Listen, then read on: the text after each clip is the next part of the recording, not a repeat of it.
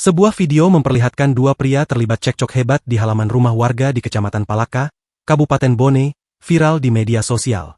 Dalam video tersebut, salah satu pria tampak marah sambil memegang senjata tajam yang terhunus. Belakangan diketahui, keduanya adalah kakak beradik yang tengah berselisih soal harta warisan. Dalam video yang beredar luas di media sosial, tampak warga berusaha menenangkan pelaku yang masih memegang sajam, sementara korban menjauh dengan wajah tegang.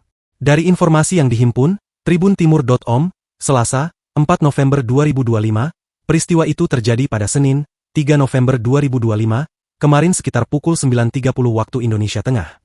Korban bernama Arsyad, 45, warga Kelurahan Macanang, Kecamatan Tanete Riatang Barat, Bone. Sedangkan pelaku merupakan adik kandungnya sendiri, Baktiar, 27, warga Palaka.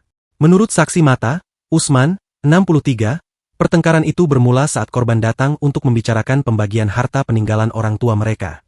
Namun suasana cepat memanas hingga pelaku tiba-tiba mengamuk. Awalnya cuma bicara soal warisan, tapi adiknya langsung emosi dan ambil sajam. Untung cepat dilerai warga, kalau tidak mungkin sudah ada korban, ujarnya. Sementara, Kasat Reskrim Polres Bone, AKP Alvin Aji Kurniawan, membenarkan adanya laporan dugaan tindak pidana pengancaman tersebut.